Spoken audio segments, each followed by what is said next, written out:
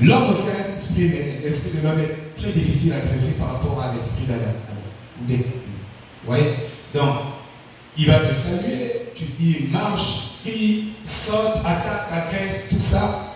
En tout cas, l'animal obéit. Mais pour obtenir l'obéissance de l'homme, en ce qui concerne la discipline de l'esprit, je vous dis que c'est vraiment un grand boulot. Il nous faut la grâce de Dieu. Alléluia! C'est très terrible, c'est vraiment difficile. Je ne dis pas impossible, mais c'est vraiment difficile. C'est pourquoi le prophète nous a le remède. Il dit quand nous, les 5 sens de l'esprit, tous les canaux de l'esprit sont remplis par la vérité de la parole révélée, en ce moment-là, saturer tous ces canaux de l'esprit, en ce moment-là, vous voyez un comportement digne ou légitime sortir de ces pommes-là. Vous voyez? Mais sinon, le comportement légitime ne peut pas sortir facilement quand les canaux ne sont pas remplis de la vérité, les paroles de vérité. Vous voyez? Or, l'homme, dès l'origine, ne sait pas rester tranquille. Et Fabien dit que quand les disciples ont reçu le Saint-Esprit, ils étaient immobilisés.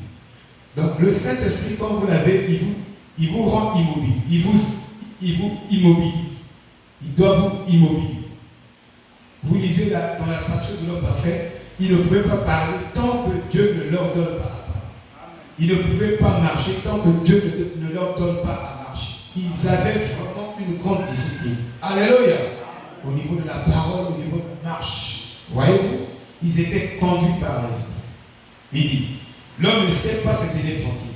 Il a de la peine à obéir et ne se plaît que dans la confusion. Amateur d'intrigue et de coups fourrés, il n'a pas cessé à se mettre ailleurs qu'à sa place. Donc il n'est pas vraiment souvent à sa place. L'homme n'est pas vraiment souvent à sa place. À faire ce qui lui est interdit, à bouleverser l'ordre établi. Donc l'homme est comme ça. On dit comme ça, lui il fait tout le contraire. Le principe dit ça, dit que ça, le théorème dit ça, lui il fait tout le contraire. L'homme, l'être humain, qui était le plus proche de la perfection, en dehors de notre Seigneur Jésus-Christ, Adam en a fait voir au Père. Il dit, passez-moi le mot de toutes les couleurs. Adam a montré à Dieu toutes les couleurs. Il voulait être un rédempteur. Quand sa femme tombe, lui, il dit que moi je dois racheter ma femme. Amen. Il dit, moi, je peux racheter ma femme. Et comme il ne pouvait pas racheter sa femme, il a suivi sa femme dans la chute. Et Dieu, en restaurant Adam, il a restauré aussi son épouse. C'est comme ça. Voilà, voyez-vous. Au sommet de sa forme, il a fourré son cœur dans sa tête. En fait, l'homme a été destiné à vivre par la foi dans le jardin d'Éden. Mais il a perdu cette foi-là. Sinon, le dessein de Dieu, c'est que l'homme vit pas par la tête, mais par la foi. Et il a donc fourré son cœur dans la tête. Vous voyez, c'est pourquoi Frère Madame dit dans l'Éden de Satan, le diable a choisi la tête et Dieu a choisi. Vous voyez, donc l'homme, il a fourré donc son cœur dans sa tête. Et s'est mis à donner, exactement à l'image de sa femme. Ce qui lui a permis de réussir le tour de force, le foudre avec elle, le chaos dans toute la création terrestre. C'est le raisonnement qui a amené le chaos dans toute la création. Or, le raisonnement crée l'incrédulité. Quand vous raisonnez, ça crée l'incrédulité, ça crée des doutes. Vous voyez? C'est pourquoi Dieu n'a jamais utilisé les raisonnements. Et dans la foi, il n'y a pas de raisonnement. Et dans la foi, il n'y a pas de processus. Mais quand la foi produit un résultat, la parole travaille avec les processus pour produire ce résultat. C'est différent. C'est comme je disais, entre la résurrection et la morphose, il y a une différence. Mais nous, ici, nous vivons nous recevons une métamorphose. Vous voyez, dans la métamorphose, il y a une continuité continue. Mais dans la résurrection, il y a une continuité discontinue. Pourquoi? Parce que il n'y a pas de résurrection sans mort. Alors quand il y a la mort, il y a la dégradation. Vous voyez, il y a la dégradation. Donc cet espace de dégradation-là, alléluia, arrête le processus de la vie. Dans cette étape-là, la vie ne continue plus, ça s'arrête d'abord. Mais dans la métamorphose, vous êtes là, vous êtes métamorphosé, mais vous êtes encore vivant dans la métamorphose. C'est très différent. Amen. Alléluia. Mais nous, en ce temps du soir, Dieu nous a parlé de la métamorphose, donc de la transformation, du renouvellement de la pensée. C'est une métamorphose. Tu pensais comme ça, ton système de pensée était comme ça, mais quand tu reçois ce message crée un autre système de pensée en toi. Vous voyez, tu penses autrement. L'ancienne chaîne de pensée est brisée. C'est frites, c'est face. Mais entre-temps, tu es toujours vivant. Alléluia. C'est une métamorphose. Donc il n'y a pas la discontinuité. Mais tu es muté. Sans discontinuité. Vous voyez, c'est très important de comprendre ces choses et de les saisir.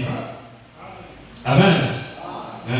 Parce que Abraham, avant que le fils Isaac de la promesse ne vienne, lui, Abraham a subi une métamorphose. Il n'y avait pas la résurrection, la métamorphose carrément.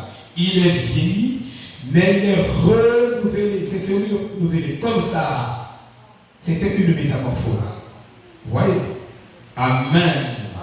Oh, j'aime la parole. Donc, il dit, avec le chaos dans toute la création terrestre.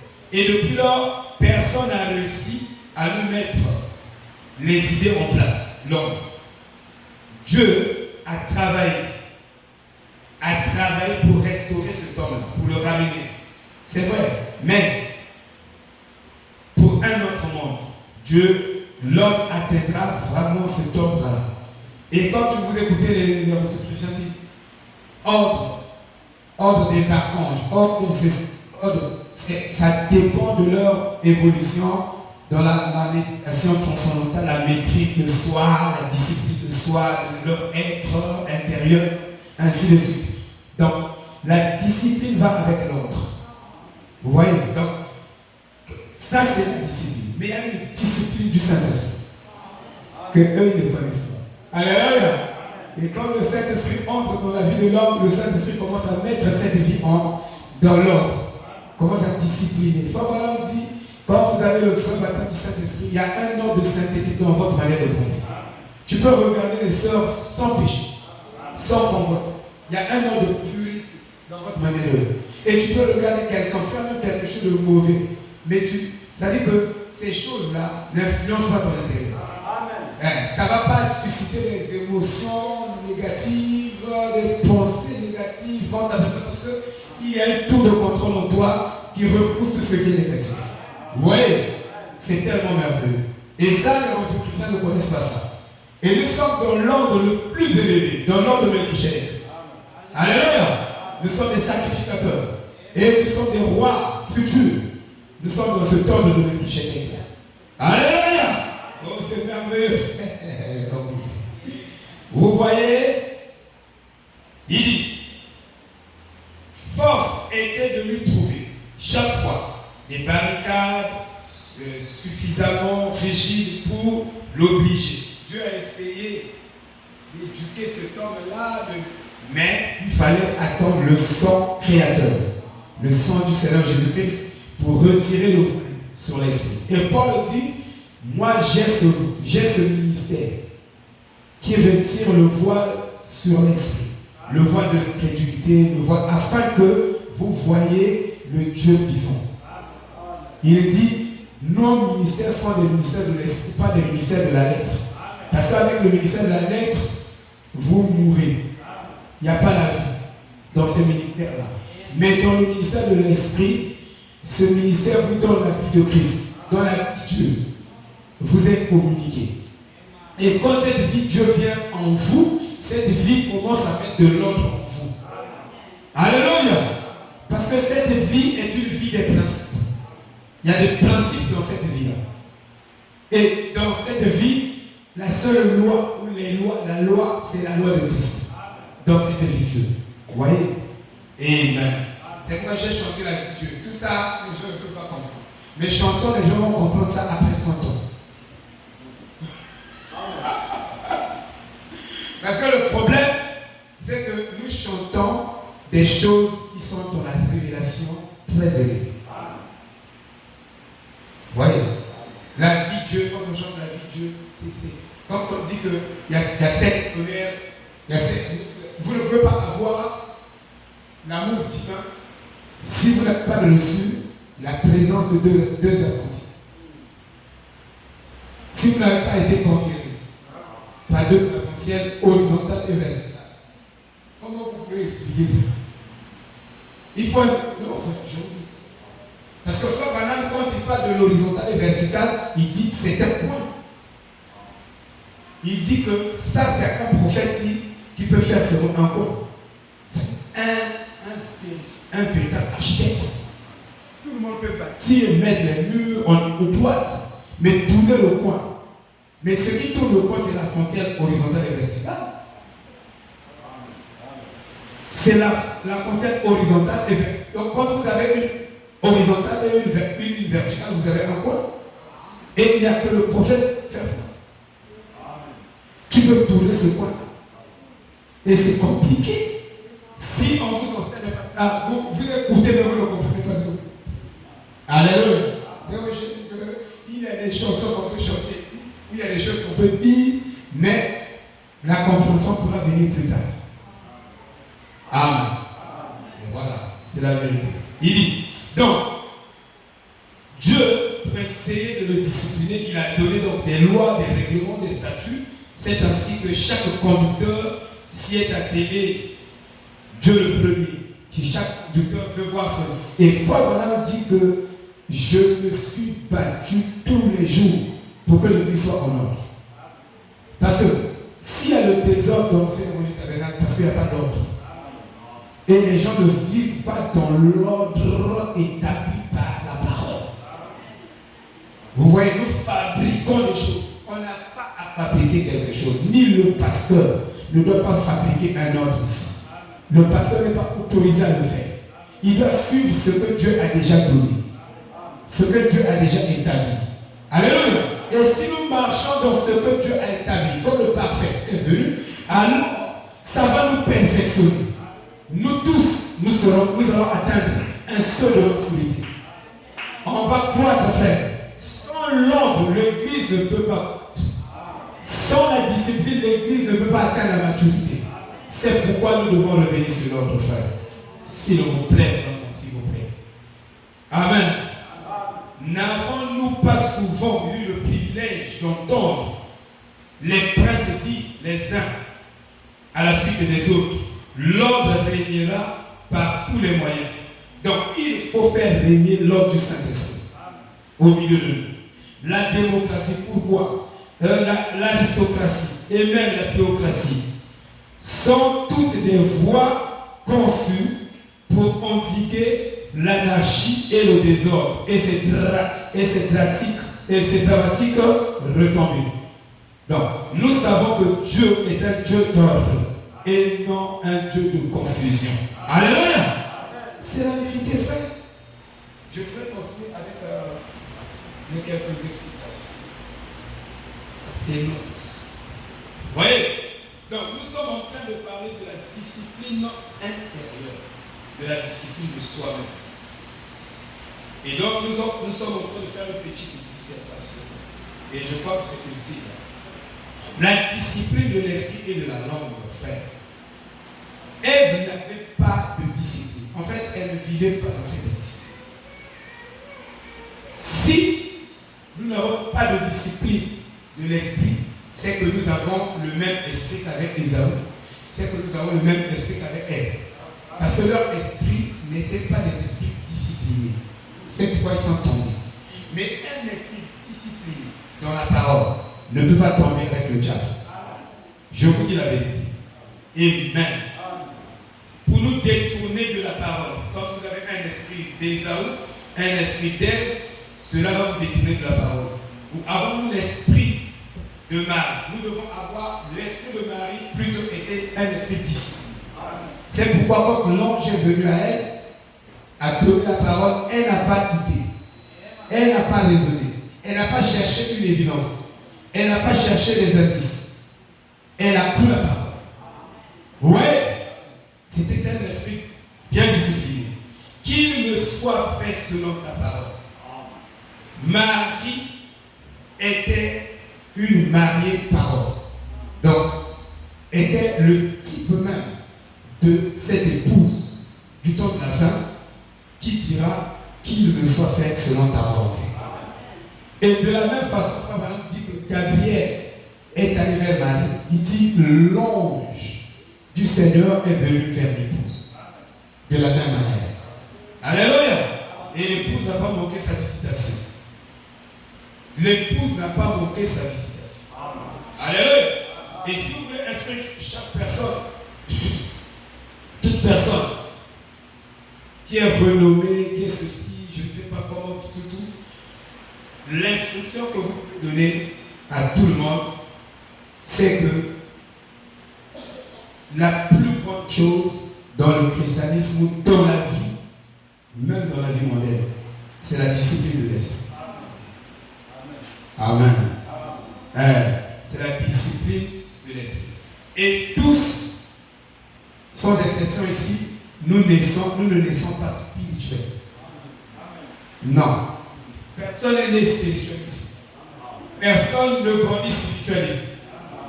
C'est vrai que tu peux poser des actes manqués de façon hasardeuse, mais nous tous nous sommes nés mentaux. Alléluia. Et il y a 90%, je peux dire là, nous sommes à 90% mentaux, chacun.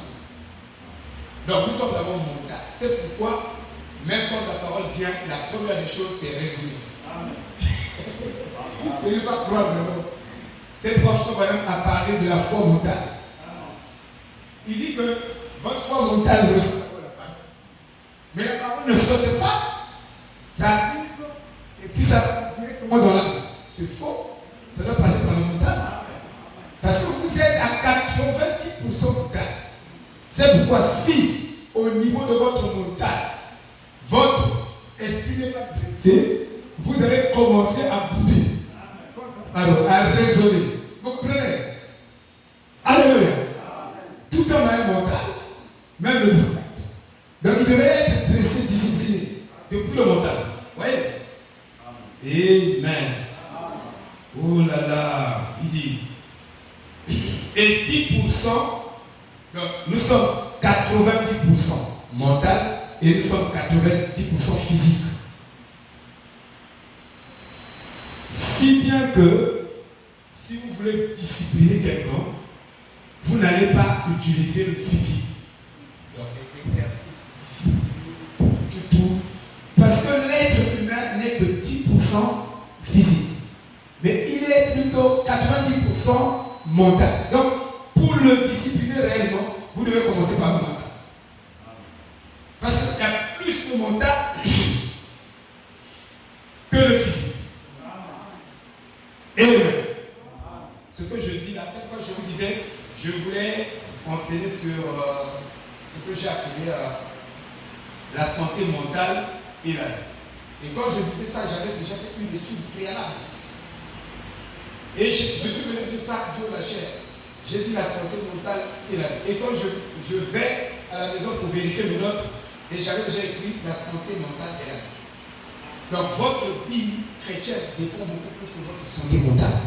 Et cette santé mentale est appelée un bon état d'esprit. Cette santé mentale est appelée un bon état d'esprit. Si vous avez un bon état d'esprit, vous prenez ce message, vous serez meilleur. Mais si vous avez un mauvais état d'esprit, vous prenez ce message, vous serez encore plus méchant. Alléluia. Et donc, le but c'est de créer un bon état mental.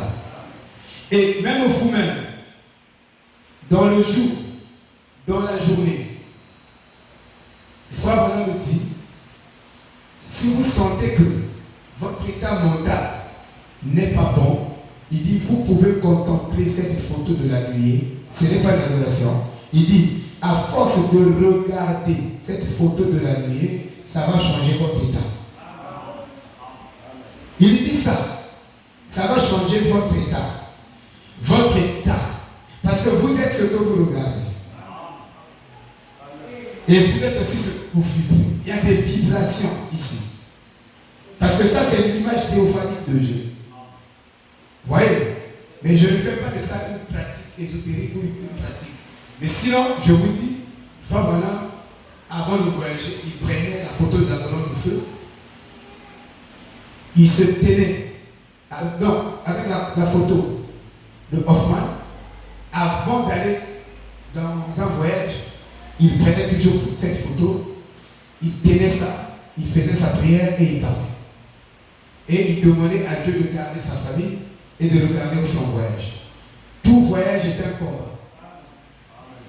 En voyageant, tu peux mourir, mon chemin. Il y a beaucoup de pièges de Satan.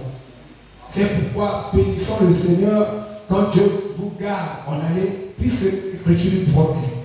C'est ça dans la Bible, que Dieu gardera votre départ et votre arrivée. Vous voyez? Et avant de voyager, vous devez soumettre votre voyage entre les mains de Dieu. C'est très important. Même avant de sortir, frère. C'est très important. Amen. Moi, j'ai écouté, c'est ma femme qui m'a expliqué ce matin, l'une de nos enseignantes à l'école est allée à la veille de prière. Elle avait l'enfant, un bébé. Et pendant qu'elle marchait, elle est rentrée dans le caniveau. Elle a esquinté, donc, du coup, esquinté. L'enfant se heurtait la bouche dans le caniveau. Il va compter la caniveau. Mais elle, pourtant, il partait à l'église. Vous l'avez prié. Amen. Il faut toujours prier en permanence. Amen. Ne vous lassez pas de prier, s'il vous plaît. Alléluia. C'est pourquoi nous disons ici, frère, vous pouvez perdre toutes les facultés de votre corps. Vous pouvez quand même demeurer grand et célèbre. Je vous dis la vérité. Vous pouvez, vous voyez, quelqu'un, il a même 2 pieds coupés, mais célèbre. Regardez Frère Patrice. Comment ces chansons ont bouleversé le monde ici. Parce que nous, on a écouté les chansons de Frère Patrice. Et Patrice, il a chanté. Hein? Mais regardez les mains. Regardez ceci. Donc, ce n'est pas ça qui compte. Parce que nous sommes plus spirituels ou mentaux que nous sommes physiques. C'est pourquoi 2 tiers de vous sont spirituels, 1 tiers de vous est spirituel. C'est pourquoi Jésus a dit à Satan, l'homme ne vit pas seulement du pain seulement, mais de toute parole qui sort. Il voulait dire que le spirituel précède toujours le physique. Pour Dieu, c'est comme ça que Dieu juge. Mais pour nous, les charnels, c'est le physique qui compte d'abord et le spirituel après. Vous comprenez? Mais quand tu es spirituel, tu sais que c'est le spirituel qui vient avant le physique. Que Dieu essaie d'inverser le procès. Alléluia. Que le Seigneur nous aide dans ce sens-là. Donc, vous pouvez être célèbre et bouger même le monde entier, mais en étant réduit. C'est pourquoi Jésus dit que si ta main t'empêche d'aller au ciel, tu peux couper ta main. Il sait que ce n'est pas l'infirmité de la main qui va t'empêcher d'aller au ciel, ou l'infirmité des pieds, ou l'infirmité de n'importe quel organe du corps. Il sait ça. Il sait que ce qui est plus important dans l'homme, c'est le côté spirituel et le côté mental. S'il peut se discipliner, là-bas, c'est fini. Alléluia. Amen. Voilà, c'est ce que nous sommes en train de voir. Maintenant, vous voyez dans l'âge de la Odyssée, il y a ce que nous avons appelé l'incontinence. Même au milieu de nous, les chrétiens d'aujourd'hui, c'est-à-dire qu'il y a une indiscipline au niveau du matériel. Et je peux dire que les frères du message sont plus méchants avec l'argent que même les pères. Ça, le pasteur Odilon nous a dit ça. On lui a dit, est-ce que le pasteur Odilon est en train de répéter là-bas? Il dit, répétez. Il dit, même les musiciens, les guitaristes, tout ça, les pianistes, il dit que quand je les consulte, ils te font chier. D'abord, donc, une séance, tu dois payer 10 000. Il dit que ce sont les frères du message. Nous avons invité les frères de Rouge-Gorge qui sont venus ici pour jouer la guitare. D'abord, on loue d'abord sa guitare, 10 000 ou 5 000, et il faut donner aussi sa main-d'œuvre. Mais il est venu, il ne peut pas participer. Il est dans le corps. Le corps, ça naît seulement dans son église.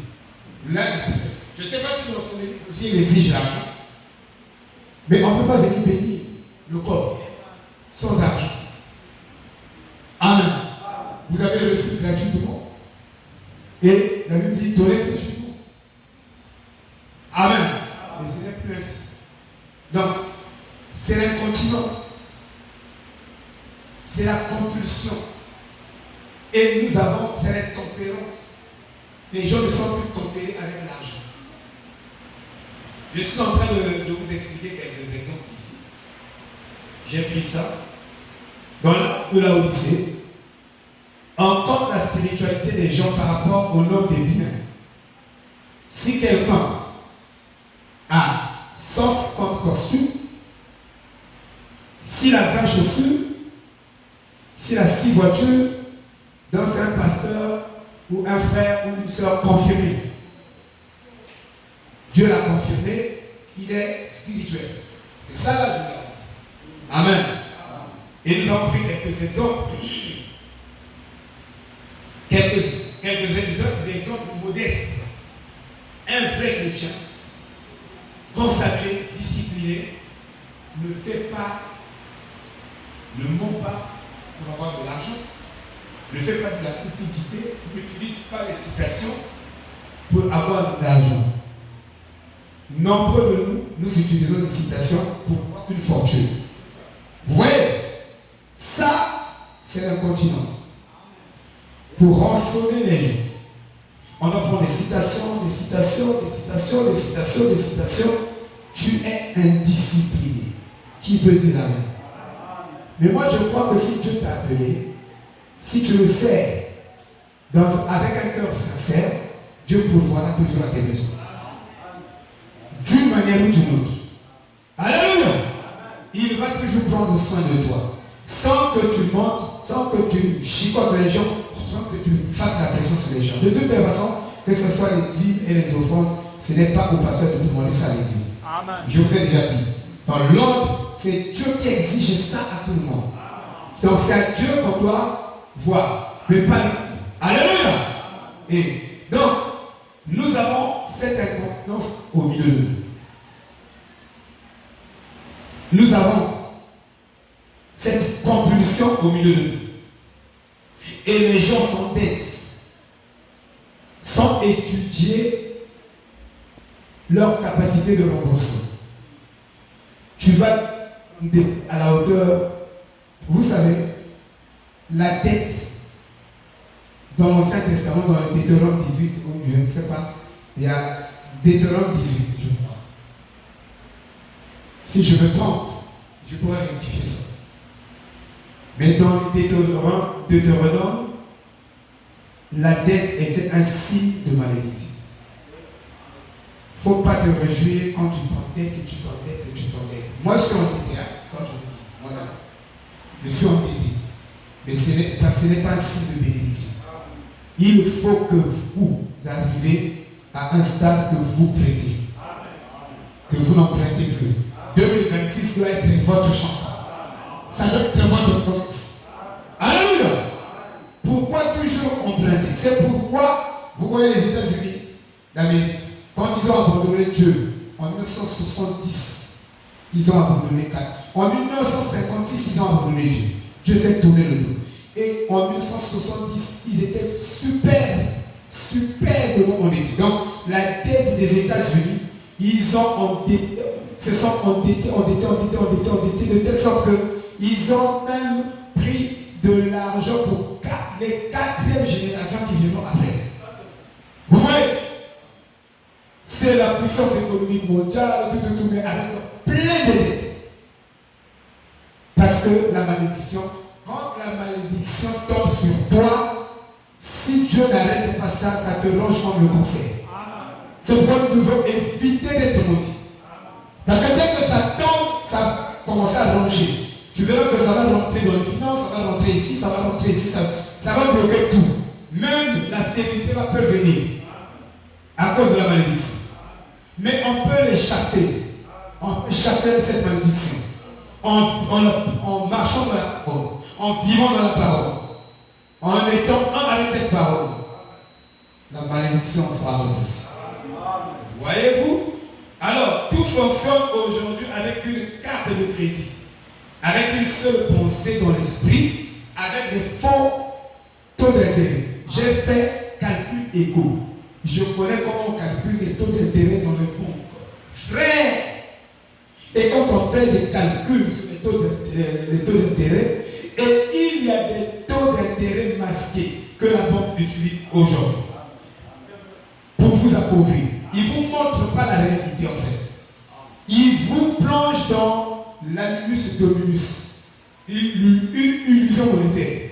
Ils vont vous dire que quand vous allez emprunter, vous avez la capacité de remboursement, vous pouvez ça rapidement, tout. Or, ils savent que ce n'est pas trop ça. Oui.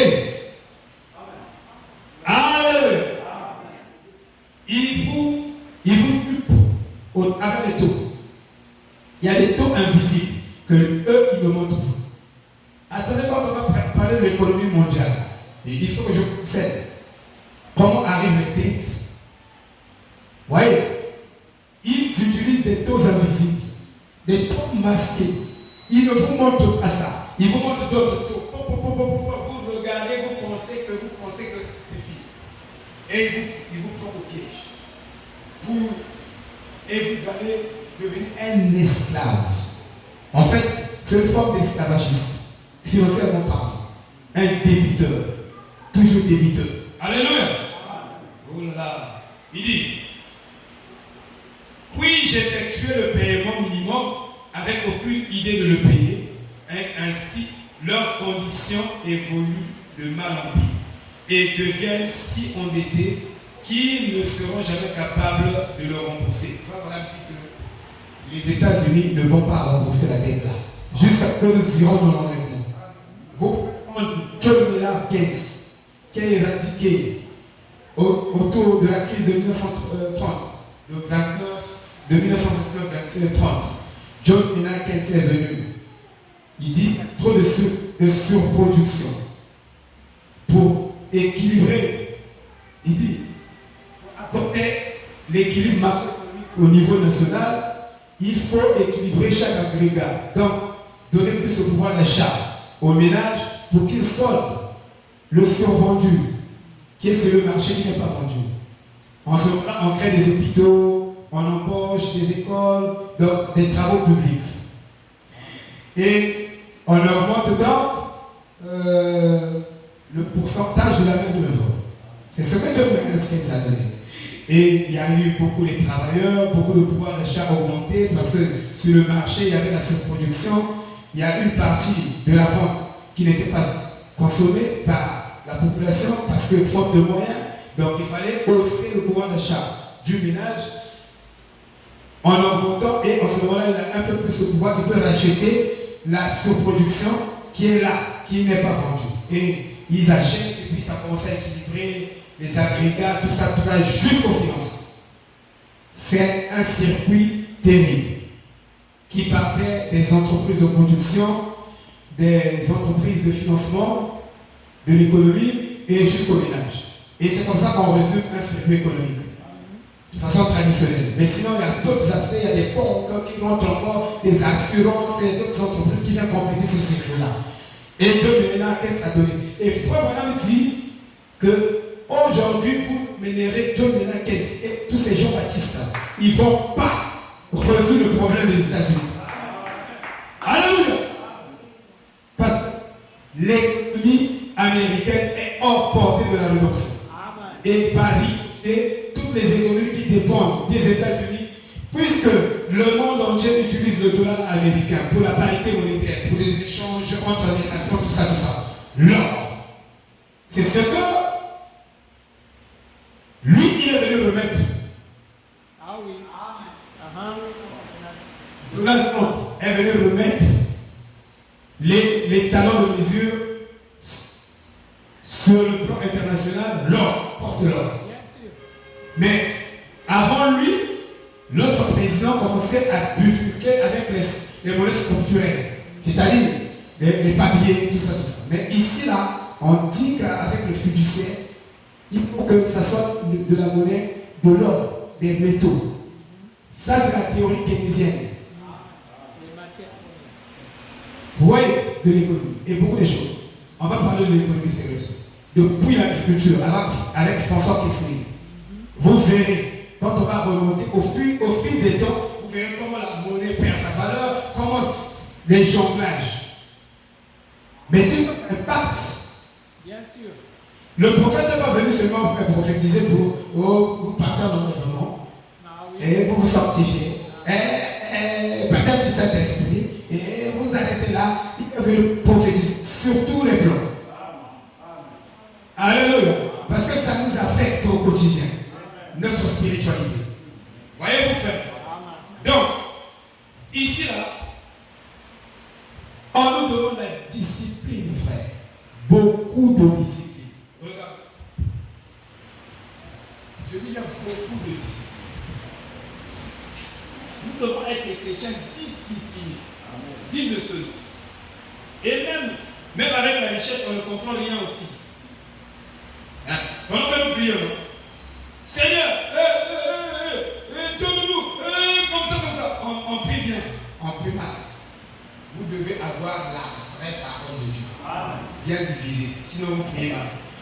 Je parle de l'expérience Olivier. Je vous ai dit que je prends des exemples ici. Des hommes qui, de notre temps. Nous avons des témoignages aujourd'hui pour nous-mêmes. Nous ne prêchons pas le passé. Nous comprenons le passé, mais prenez ce Dieu qui est aussi présent aujourd'hui. Ce qu'il fait. Ma femme et moi avions quelques pièces et des meubles qui pouvaient tomber du camion sans que cela ait d'importance. Et quelques costumes. Frère, la convoitise augmente quand les biens augmentent. Amen. Quand vous avez 2 chemises, vous avez 2 pantalons, 2 chaussures, vous n'avez pas assez de choix. Quand vous avez un seul plat sur la table, vous n'avez pas de choix.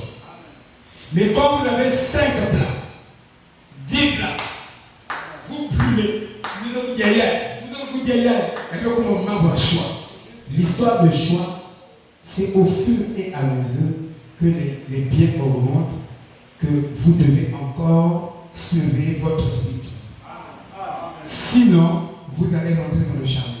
Et je vous dis, beaucoup des frères du message sont devenus charnels et matérialistes. Je te dis la vérité. Il y a des travailleurs frères, ça c'est ton bien-aimé, mais il y en a stocké. Il va même payer des factures. Frère, il y a la culture, on va passer pour que.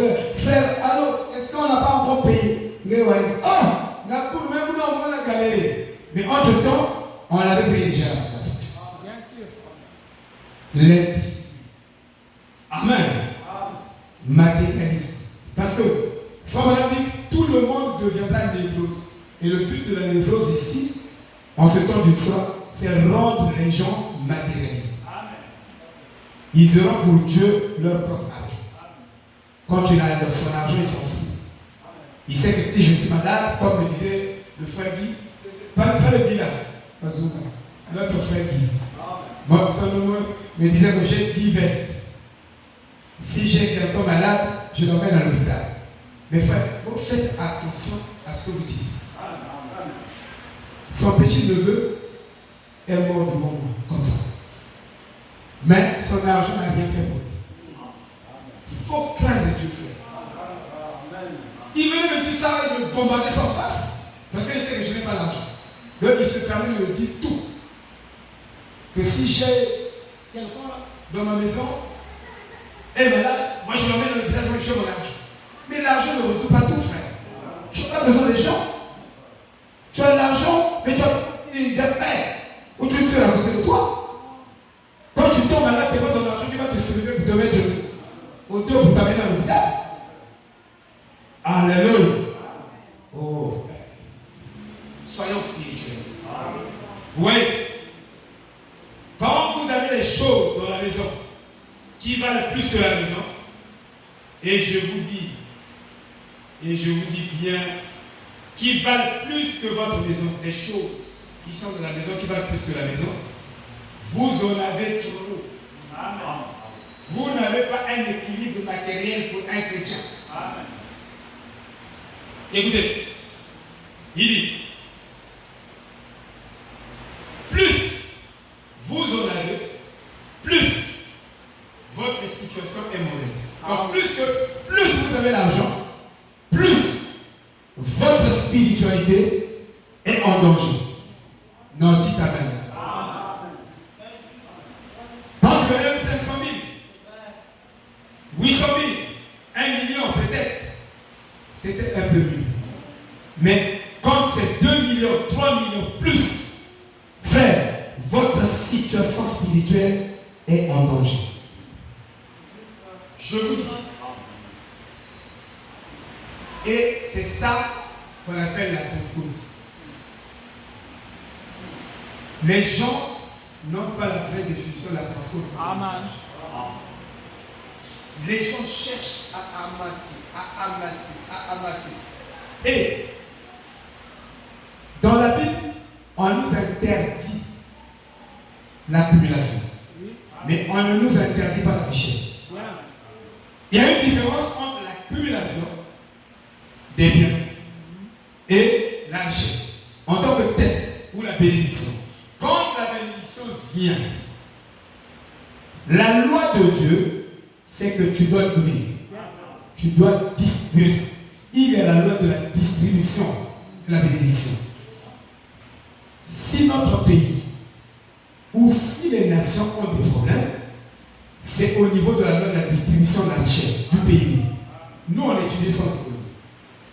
Quand la distribution de la richesse n'est pas équitable sur toutes les classes sociales, il y a de l'injustice de partout et il y a un déséquilibre social.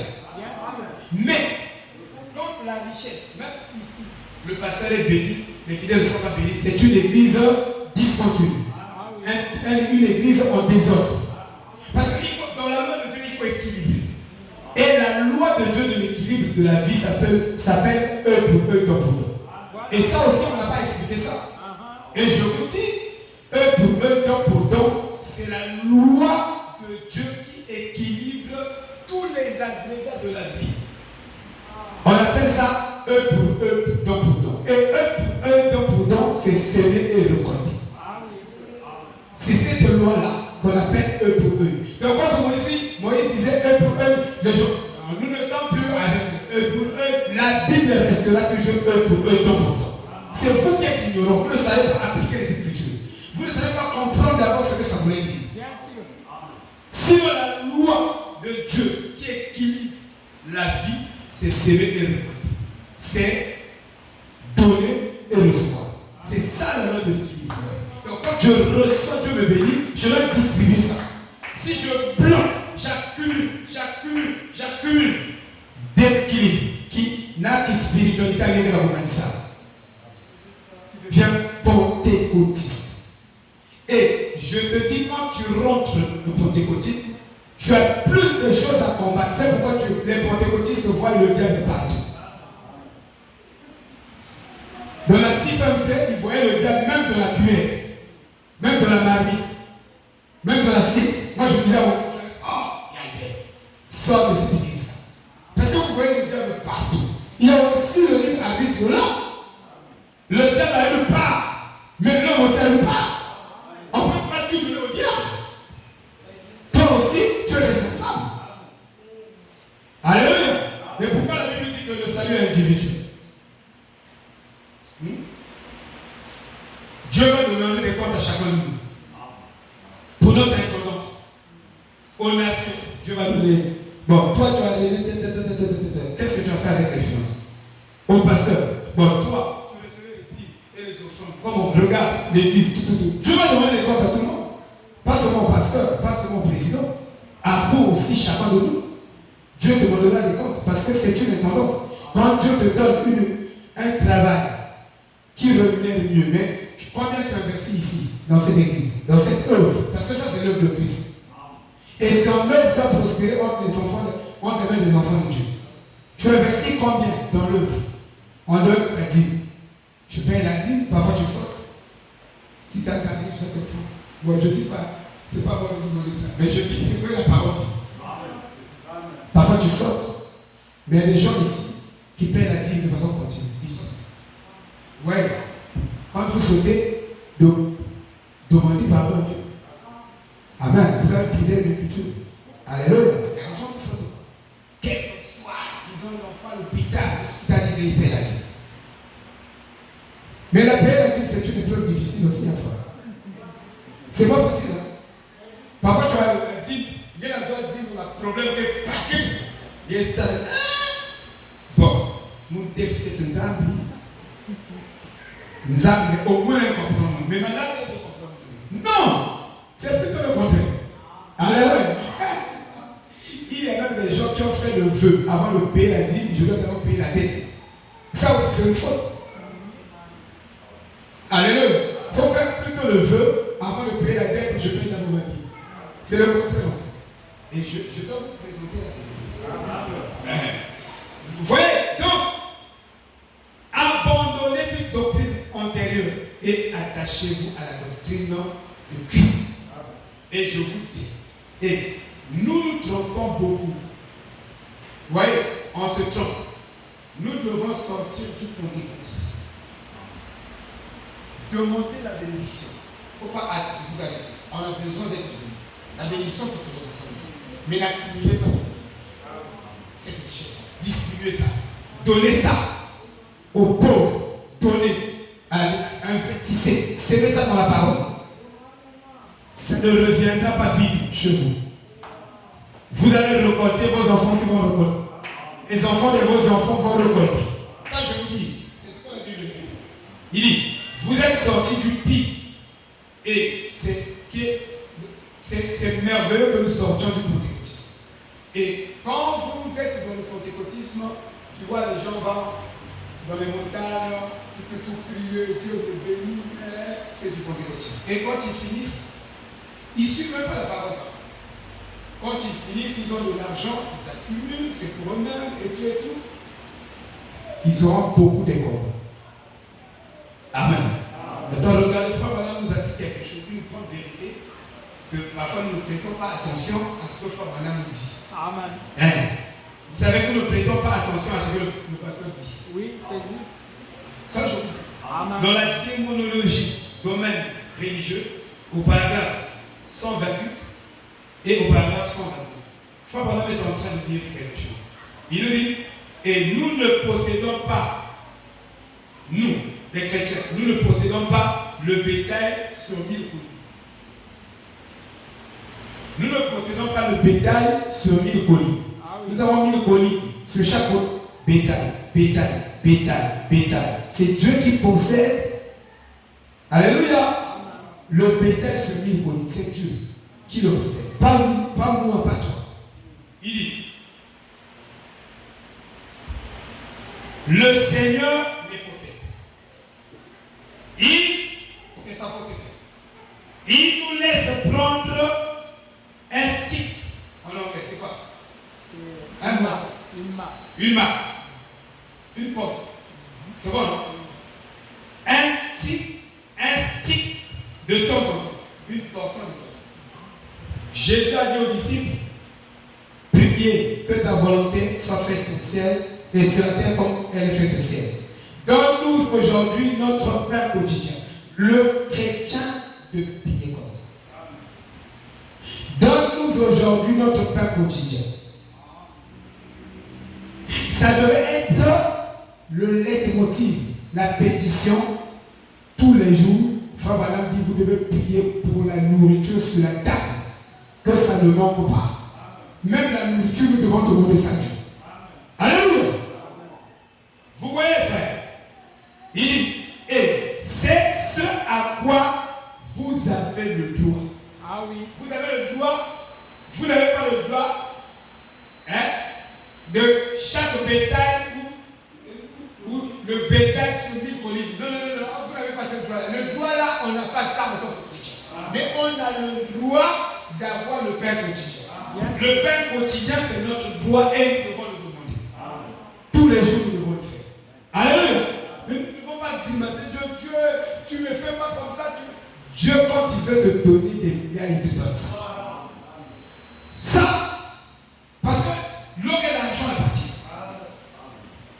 Il dit, vous n'avez pas droit à la vache entière. Donc, il n'y a que demander mieux soyagé. Il y a que trop boulot. Il faut maintenant demander les grandes choses, mais demande aussi pour ton voisin. Il dit même, il est facile d'obtenir une bénédiction de Dieu quand je demande ça pour mon frère. C'est-à-dire que Dieu, moi je ne demandais pas de travail. Je suis resté un mois dormant devant l'autel, à l'église. C'est l'évangile tabernacle. Je prenais le travail pour le frère Audrey, pour le frère Chiré, pour le frère, le pasteur Alain, pour mes frères là. Je priais jamais pour mon travail. Quand je l'ai fait, un mois passé, seulement une seule fois, un mois passé, le deuxième mois, je voulais répéter le cycle. Dieu est venu me donner moi, qui ne donnait pas le travail pour nous, il est venu me donner le travail. Donc il y a un secret de bénédiction. Vous pouvez vous concentrer, vous demander la bénédiction de Frère Roch. En le demandant, Dieu le bénit, vous bénit aussi. C'est très simple. Mais vous demandez pour vous-même, vous êtes égoïste. Vous faites des prières égoïstes. C'est pourquoi vous ne le recevez pas. Vous avez juste droit à un stick de temps en temps. Et c'est comme ça. Amen. Alléluia. Et si vous voyez ici, l'hiver, ils n'avaient pas grand chose dans leur maison, mais ils servaient Dieu. Nous croyons que pour servir Dieu, Dieu a beaucoup de matériel. Il dit, Frère Branham me dit que ce que vous avez suffit pour que vous serviez bien Dieu. Et quand j'ai compris cette vérité, je me suis mis au travail. Et j'ai vu que c'était la vérité. Il faut pratiquer. J'ai commencé à servir Dieu efficacement. Et j'ai vu que tous les déséquilibres microéconomiques dans ma vie, toutes ces choses commençaient à s'harmoniser, à équilibrer. Commencez par Dieu. Ne commencez pas à chercher à arranger votre vie d'abord. Quand ma vie va s'arranger, quand j'aurai la voiture, je viendrai vous prêcher sérieusement. Je viens ici, j'ai la voiture. Je comprends, c'est moi. Il faut pratiquer là-bas. Parce que si j'attends la voiture, peut-être que ça va plus venir. Peut-être que ça va venir, mais plus tard. Peut-être en 2050, si ça va exister. Donc, tout le temps là, je perds ça en train de raisonner sur moi. Non. Travaillez pendant qu'il fait jour.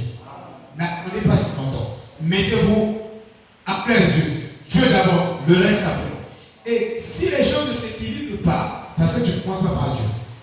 Ça, je vous dis. Rendez à César ce qui est à César et à Dieu ce qui est à Dieu. Donc, nous devons commencer par rendre à Dieu. Et je vous dis, quand je commence à servir Dieu, toutes les fois, quand je me donne, le culte, c'est l'après-midi, je viens là. Je me consacre. Comme je viens voir le diaconiste, 12h14, il est venu. Il est devant l'autel et puis. Le culte, c'est à 17h. Et lui, il prie. Puisqu'il a un peu de temps pour consacrer ça à Dieu, il vient regarder Dieu. Je vous dis, moi, je travaille comme ça. Je ne viens jamais pratiquement à l'église en retard. Même pour moi, même 5 minutes de secret. J'enseigne, vous allez dire parce que tu ne travailles pas. Quand j'enseigne, si je sais que je vais prêcher, avant 16h, 17h, je n'ai plus de bruit. je n'ai plus de paix. Donc, il faut que je travaille 12 heures, 13 heures. Il faut que je donne.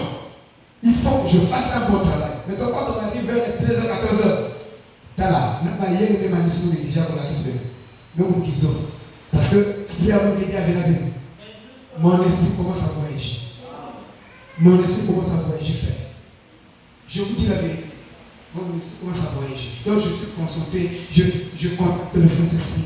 Je cherche Dieu. Je vais donner quoi aux enfants de Dieu? Je suis en prière, je suis en prière, et tout, et tout. Donc, maman m'a à l'école, il m'a dit, 2 plus 1 égale à 6. Mon esprit est plus en place. J'ai déjà entendu. Et frère, quand vous avez le Saint-Esprit, vous aurez toujours cette expérience. Je vous dis la vérité. Que vous faites, vous brûlez à l'heure du culte. Vous voulez communier avec Dieu. Frère Madame dit, vous voulez voir les portes de l'église s'ouvrir. Il y a quelque chose en vous qui est en feu, qui veut écouter Dieu parler. Alléluia. C'est la vérité, frère. Et quand vous donnez la prééminence à Dieu, c'est l'heure de sa prééminence. C'est le jour de sa prééminence. Ce n'est pas le jour de la prééminence de l'homme. Non, c'est le jour de la prééminence de Dieu. Dans cet âge. Et quand vous donnez Dieu la prééminence, il arrange tout. Vous verrez que même la business, c'est malade compliqué, mais vous facile. Mais on est sur ça. Mais on est sur ça, machine. On est sur ça, même appareil. Dieu te donne ça, un cadeau. Frère, Dieu va te donner ça. Ce que tu cherches là. Hein, il va te donner ça. Tu es son fils. Il dit, prends mon fils, travaille. Donc il y a des choses que Dieu, les bénédictions, c'est Dieu qui les donne. Il prépare et il a des formules pour donner ça. Lui, pour te donner une bénédiction, il ne peut pas passer par 4 chemins. Il est vert. Moi, je trouve que Dieu vient même trop vite que ça. Ça doit être trop en retard. C'est un retardataire. Alléluia. Je vais dire un petit exemple. Je ne sais pas si je vais faire ça en 10 minutes. Si je n'arrive pas, je pourrais continuer ça. Oui. Amen. Ça, nous parlons de La 2 Timothée 3, verset 3. Les gens seront égoïstes. J'ai construit des maisons pour certains pasteurs en Afrique. Ça, c'est l'IV. Il a construit des maisons pour les pasteurs en Afrique. Des maisons. Bon, dès que pasteur, on n'a pas de dire, il va construire une toilette. Même la fille de la Guinée, il va construire une maison. Il y a une nana n'a pas été tétan.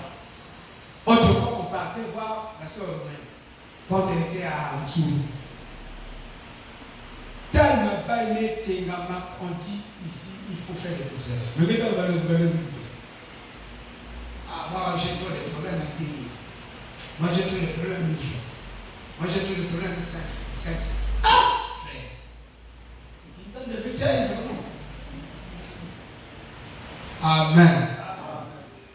Sœur Beno, mais sur le Zambi. Alléluia. Oh non. Après, nous sommes dans le message, nous serons enlevés et nous allons faire. Et nous allons enlever le côté de la chanson. Nous n'y trop. Et vous dites pas même. Alléluia. Mais tout le monde, moi, ma femme doit être à l'aise. Les enfants doivent être à l'aise. Oui, ils doivent être à l'aise. Tout le monde. Voilà. La frère, avec une famille. Elle est à l'aise, mais tu ne t'arrêtes pas sur elle. Tu veux bénir aussi les autres. Ça, c'est l'accumulation. Et la Bible connaît l'accumulation. Vous voyez? Et il dit, on l'a fait. Il dit, j'ai soutenu, j'ai construit les maisons. Quand les fonds avaient baissé et que je ne pouvais plus les assister, ils m'ont maudit, m'ont donné des noms. Ça, c'est bien pour son expérience. Il dit qu'on ne peut même pas coller à un chèque.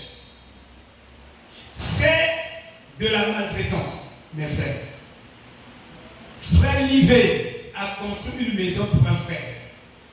Et plus tard, ce frère a quitté l'église et est allé dans une église qui haïssait Frère Livet. Et il a répandu des commérages concernant Livet. Donc, montre-toi bien. Ne me passe pas, ne me pointe pas. Ne me passe répondre à commérage contre elle. Ne me pointe l'église qui est haïssée. Mais c'est les choses que nous vivons ici. Bien sûr. Vous voyez, frère? Bon, bref, des commérages. Ainsi, ils l'ont utilisé et ensuite l'ont volé. Donc, nous sommes dans l'âge où on connaît ta nature. Par exemple, il y a un gars qui vient avec votre élève. Un quiz, dès qu'elle m'a dit, elle me dit non, tu sais, moi, Dieu ne m'a pas appelé. Il faut me dire carrément, à marcher avec toi, je n'ai pas fait un vœu, un lien avec toi, mais avec ma femme. Donc, tout. Dieu m'a dit, après le mariage, tu dois sortir. Dieu m'a dit, après le mariage, tu dois sortir. Moi, je pense que c'est un vrai Dieu. Il devait dire, marie-toi dans